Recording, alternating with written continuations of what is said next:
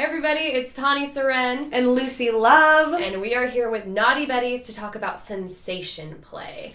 What is sensation play? Sensation play is a number of different activities, both vanilla and kinky, that uses the body sensation for sexual arousal. Now, that could be like a number of areas all around your body, from the inner thighs to maybe your forearm, the back of the neck, maybe under the ribs, a whole bunch of areas. This isn't just maybe for nipples or clitoral stimulation or genital areas. This can be a number of areas around your body. Yeah, and I feel like a lot of people get focused on genitals when they're thinking of pleasure and they're thinking of that end game. Mm-hmm. And really this is about erogenous zones. And erogenous zones are just places of heightened sensitivity around your body that can provide you with pleasure if touched the right way and consensually by, whomever you allow to touch you that way. Always do check-ins first, especially if you're not sure about a certain area. Yeah, especially if the area could be a little bit hot. I mean, erogenous zones are different for everybody. Right. Like, it could be a place that, you don't want to touch in public. It could be a place you can have fun with touching.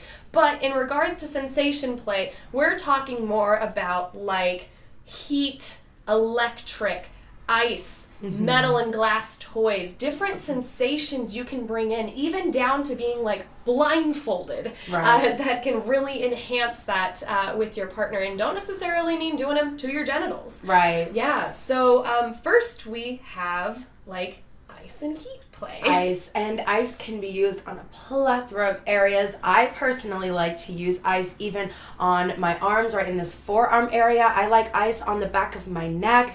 What ice does, because ice is so cold, it's so cool, especially like on the back of the neck area, it just creates this like numbing, cool sensation that really adds that extra layer to whatever kind of play you're engaging with. And what's really fun is you can get toys like glass toys and metal toys that you can put in the fridge for a little bit, or you can make cold and then use on the body. Make sure to test the temperature ahead of time. Right. But that can be just really, especially glass toys and the metal, where they can really hold that cold for you, and you get that whole different sensation than that body you get heat you're chills. used to. Yeah. It feel like if you are a fan of, cold stuff like that, like it really just makes you feel very aroused, nice chills. And if you're someone like me that has a really hard time getting nipple arousal, like it's a great way to like get that sensitivity going there and kind of add a little something. Yeah. For me, it's not my nipples either that I first go to for stimulation. No, not at all, which just kind of makes it fun, because then there's ways to make them a little more, sensitive to maybe they are good players in the game for you.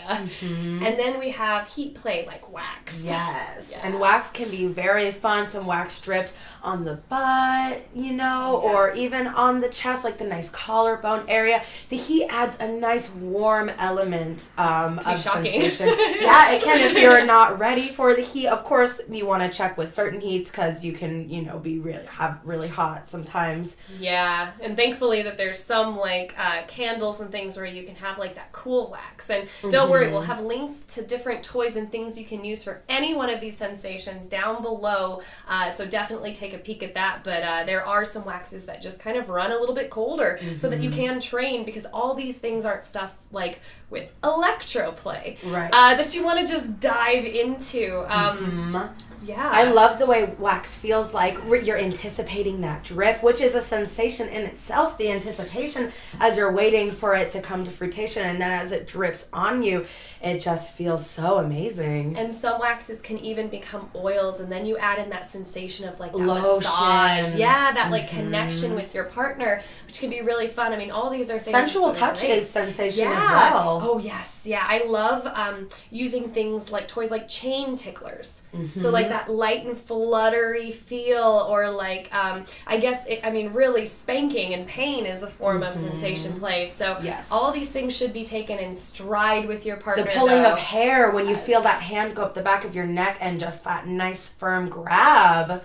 So fantastic. So definitely sensations are a wonderful, awesome thing that you can bring into the bedroom. Like we've mentioned already, you have like your cold and ice play, you have your hot and your wax Talk about electricity. Yes. Oh my gosh, electricity. So electroplay is something we will go into more depth with about how to do it safely, because there are different levels that you can use. It was something for me because I was not into pain play that I didn't know if I'd like or not. Right. But I am always down to try different sensations. Yeah. And so there's a lot of different toys that you can use that are going to spark that little bit of a jolt in you. And when you get your adrenaline going with it, it can create that kind of euphoric feeling. It's similar. It's akin to like when you're talking with some people and they're like, I love getting tattoos. Right. Like or piercings. So it's a little bit like that where you start to get that kind of euphoric feeling after your adrenaline has kind of kicked in. But along with that euphoric feeling, I think is something that not a lot of people think about with sensation play, and that's aftercare. Especially aftercare. Some cuddles, some soothing words with your partner. Of course, discuss what your needs are for aftercare specifically. Some of us want food, right? And like water.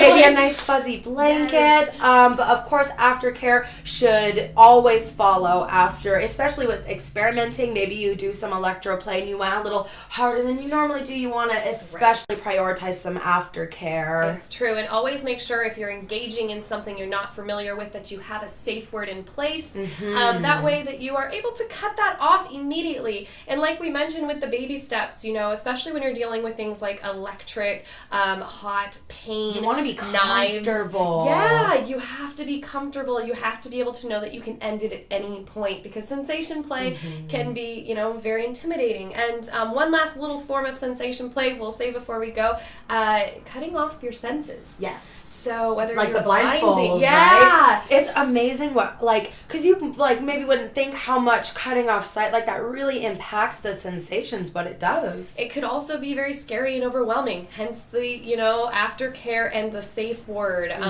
Making sure that you're comfortable with that. If you are restricting access to movement through bondage, right? Rope play. Yeah. Yes, absolutely. All combining sensations like rope play and some ice, or blindfold and some electricity.